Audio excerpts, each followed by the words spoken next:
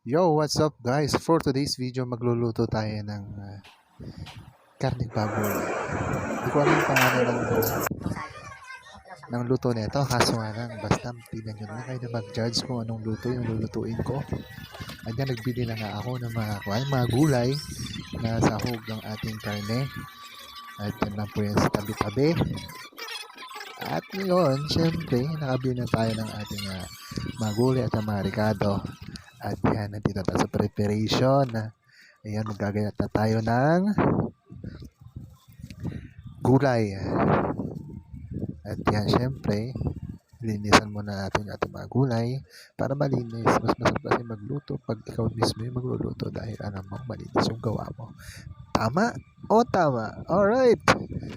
Dahil dyan, syempre, hiniwa-hiwa ko muna yung repolyo. Of course, kalawang mo, professional, master chef, patawag mo dyan. Okay, dalayan. Iwanan natin yung sibuyas.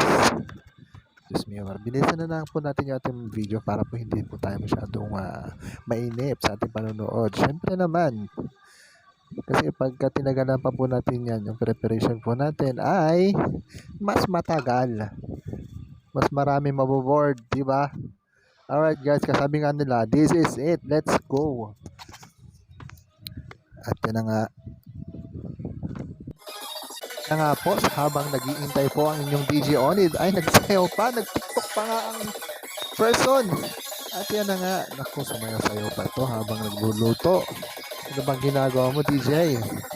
Hoy, tumigil ka na dyan, yung nuluto mo, masusunog na.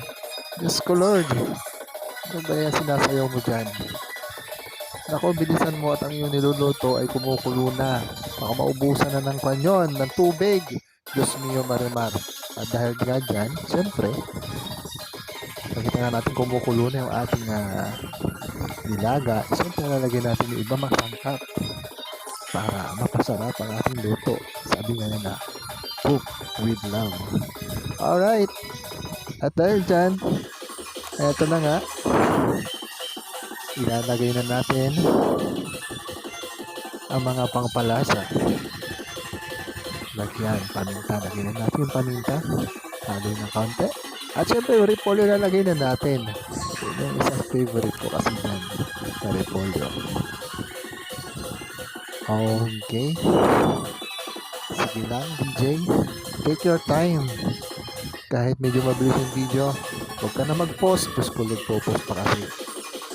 Yan, sumayaw pa nga habang nagluluto nandun sa may pan sa lutuan niya. Pero ang cute ng lutuan. Maliit lang siya pero napakaganda paglutuan. Electric po siya. Okay, kung gusto bumili, dahil dyan, kayo. ay luto na Alright, dahil dyan, tapos na nga ang ating magluluto at tayo kakain na. At marami pang dakdak ang ating DJ habang kumakain. Sabi nga niya, wala daw siyang tinidor. Kutsara lang ang meron.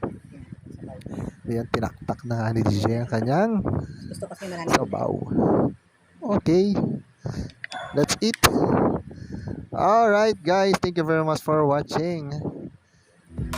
I wanna kiss you before the sun goes down.